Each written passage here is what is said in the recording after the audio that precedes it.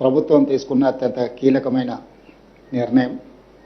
అందుకే రాష్ట్ర ముఖ్యమంత్రిగా నేనే కార్మికుల సంక్షేమం కోసం, కార్మికుల కనీస వేతనాల మీద 10 సంవత్సరాలు టీఆర్ఎస్ పాలనలో నిర్లక్ష్యానికి గురై కనీస వేతనాలు నిర్ణయించకపోవడం వల్ల 1,11,00,000 కార్మికులు నష్టపోయారు.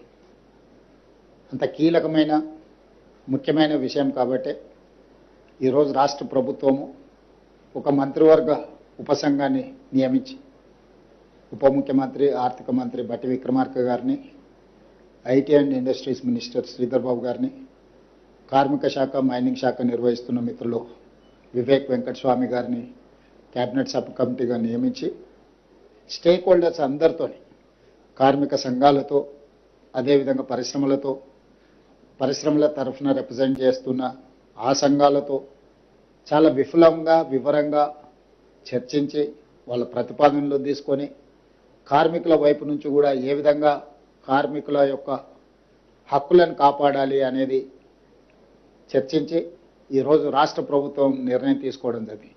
కార్మికులలో 4 కేటగిరీల కింద ఈరోజు మనం కార్మికులను విభజించడం జరిగింది.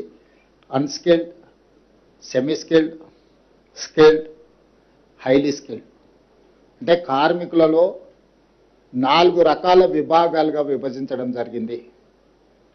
ఆ 4 రకాల విభాగాలలో కనీస వేతనాలు ఏ విధంగా అమలు చేయాలి, కనీస వేతనాలను అమలు చేయడం ద్వారా ఈ కార్మికులకు ఏ రకంగా ప్రయోజనం చేకూరుతుందో చాలా వివరంగా మేము విశ్లేషించి వాటి మీద నిర్ణయం తీసుకోవడం జరిగింది. అదేవిధంగా గతంలో అర్బన్ అండ్ రూరల్ 2 జోన్లు ఉండేది, కానీ ఈసారి 3 జోన్లుగా జోన్లను కూడా విభజించినాం. ఆ జోన్లు కూడా జోన్ 1 అంటే మున్సిపల్ కార్పొరేషన్స్, ఏ ఏరియాల కార్పొరేషన్స్ మున్సిపాలిటీస్ ఉన్నాయో అవి జోన్ 1 కింద తీసుకున్నాం. జోన్ 2 కింద మున్సిపాలిటీలను తీసుకున్నాం. జోన్ 3 కింద గ్రామీణ ప్రాంతాలు, ఇతర ప్రాంతాలలో పెట్టే పరిశ్రమలు. అంటే ఒక పరిశ్రమ మున్సిపల్ కార్పొరేషన్ పరిధిలో ఉంటే అక్కడ వేతనాలు కార్మికులకు ఎక్కువ ఇవ్వాల్సిన అవసరం ఉంది. ఎందుకంటే అక్కడ ఇంటి రెంట్ కానీ, నిత్యావసర వస్తువులు కానీ, ద్రవ్యోల్బణం కానీ వీటి ప్రభావం ఎక్కువగా ఉంటుంది. అదేవిధంగా మున్సిపాలిటీలో ఉన్నప్పుడు వాటికంటే కొంచెం తక్కువగా, గ్రామీణ ప్రాంతాల్లో ఉన్నప్పుడు ఇంకొంచెం తక్కువగా 3 రకాల జోన్లలో 4 రకాల కేటగిరీ కార్మికులను విభజించి స్పష్టంగా ఈరోజు ప్రభుత్వం నిర్ణయం తీసుకోవడం జరిగింది. అన్స్కిల్డ్ 12,750 రూపాయలు ఉంటే ఈరోజు మనం 16,000 రూపాయలకు జోన్ 1లో పెంచడం జరిగింది. అదేవిధంగా సెమీ స్కిల్డ్లో 13,592 రూపాయలు ఉంటే దాన్ని ఇప్పుడు 17,000 రూపాయలకు పెంచడం జరిగింది.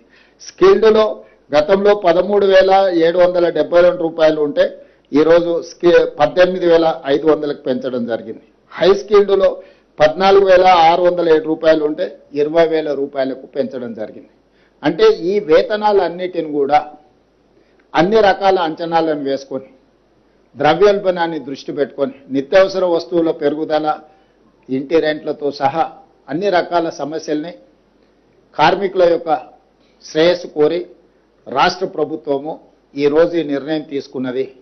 ఈ నిర్ణయం ద్వారా 1,11,00,000 మంది కార్మికులకు ప్రయోజనం చేకూరుతుంది. ఇది కార్మికులకు ఒక మంచి శుభవార్త. అందుకే ఈరోజు ముఖ్యమంత్రి హోదాలో తెలంగాణ రాష్ట్రంలో ఉండే 1,11,00,000 మంది కార్మికులకు మేలు జరిగే ప్రభుత్వ నిర్ణయం నేనే స్వయంగా సహచర మంత్రితో చర్చించి ఈరోజు కార్మికులకు నేను వివరిస్తున్నాను. కార్మికులకు ఈ సందర్భంగా నేను శుభాకాంక్షలు తెలియజేస్తున్నా. ప్రభుత్వం తీసుకున్న ఈ నిర్ణయం జూన్ 1, 2026 నుండి అమలు జరుగుతుంది. ఎందుకంటే జీతభత్యాలు కానీ, ఉద్యోగి యొక్క ఎన్ని రోజులు పనిచేసింది అనేది ప్రతి నెల 1వ తారీఖు నుంచి లెక్కించబడుతుంది. కాబట్టి 1వ తారీఖు నుంచి 31వ తారీఖు వరకు లెక్క తీసుకుంటారు. అందుకే జూన్ 1, 2026 సంవత్సరం నుంచి ఈ ప్రభుత్వం తీసుకున్న నిర్ణయాన్ని అమలు చేయాలని ఈరోజు రాష్ట్ర ప్రభుత్వం నిర్ణయం తీసుకున్నది. ఇది ఖచ్చితంగా 1,11,00,000 మంది కార్మికులకు ఒక మంచి శుభవార్త. ఈ సందర్భంగా కార్మికులందరికీ తెలంగాణ రాష్ట్ర ప్రభుత్వం తరఫున శుభాకాంక్షలు తెలియజేస్తున్నా. అదేవిధంగా కార్మిక సంఘాలు, వివిధ సంస్థలు, వ్యాపార సంస్థలు మాకు సలహాలు సూచనలు ఇచ్చి ఈ నిర్ణయం తీసుకోవడానికి సహకరించినందుకు వారందరిని కూడా నేను అభినందిస్తున్నాను.